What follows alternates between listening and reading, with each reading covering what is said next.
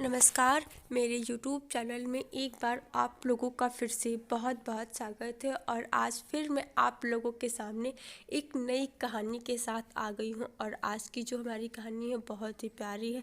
वो एक राजा है और जिसमें उसकी 5 बेटियाँ हैं और उसकी एक बेटी की कहानी है इसमें। और अगर आप लोग इस कहानी को पूरा देखते हैं तो आप लोग को ज़रूर पसंद आएगी। और कमेंट सेक्शन में ज़रूर बताना कि आप लोग को इस कहानी कैसी लगी। और चैनल को सब्सक्राइब कर दीजिएगा और वीडियो को लाइक कर दीजिएगा। और हाँ, यह कहानी का पहला भाग है, तो आप लोग इस कहानी को पूरा ज़रूर सुनिएगा, देखिएगा। और आप लोग ऐसे ही अपना प्यार और सपोर्ट मेरे चैनल के साथ बना रखिए, क्योंकि आपके प्यार और सपोर्ट की बहुत ज़्यादा ज़रूरत है। तो हम लोग अब बिना टाइम वेस्ट के वीडियो की शुरुआत करते हैं। बहुत समय पहले की बात है। एक नगर में एक राजा रहता था। उसकी 5 बेटियां होती हैं।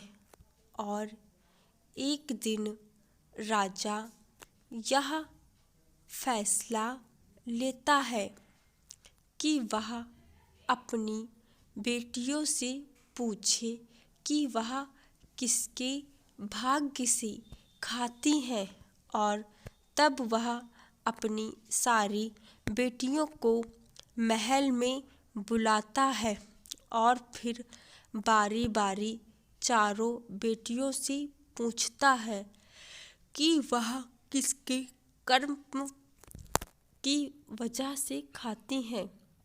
तो उसकी चारों बेटियां कहती हैं कि पिताजी, आपके भाग्य की वजह से हम खाते हैं। लेकिन जब उसने अपनी 5वीं बेटी से पूछा तो उसने कहा कि मैं अपने भाग्य से खाती हूँ। और फिर यह बात राजा को बिल्कुल पसंद नहीं आई।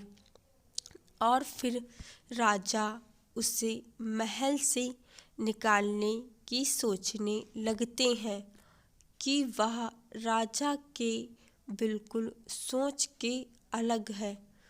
तो वह उसका विवाह एक गरीब एक लकड़हारे से कर देते हैं।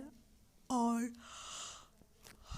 जब उस बेटी का विवाह करते हैं और उसको जब विदा करते हैं, जैसे ही वह लड़की अपने ससुराल जाती है और उसके कुछ ही दिन बाद राजा का सारा राजपाट चला जाता है और राजा की स्थिति बहुत खराब हो जाती है।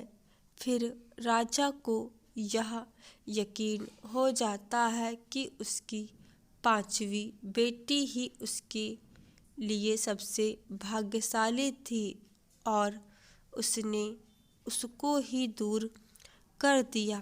जब राजा की 5वीं बेटी जब अपने ससुराल जाती है, तब उसने देखा कि उसका घर एक झोपड़पट्टी है और एक छोटी सी झोपड़ी की तरह है, जहाँ पर मिट्टी की दीवारें बनी हैं। और उसका पति एक लकड़हारा है और बहुत गरीब परिवार है।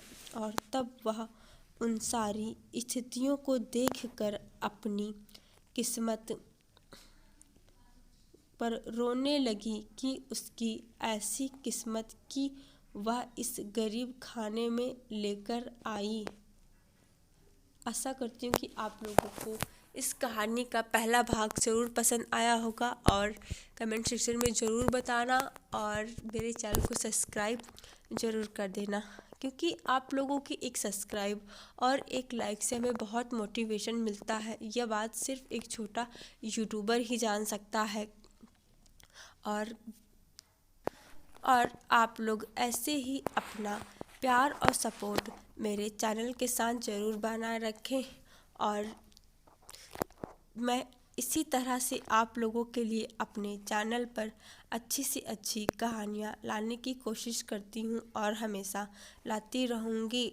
और आप भी अपना लाइक और सब्सक्राइब करके फ़र्ज ज़रूर निभाते रहिए।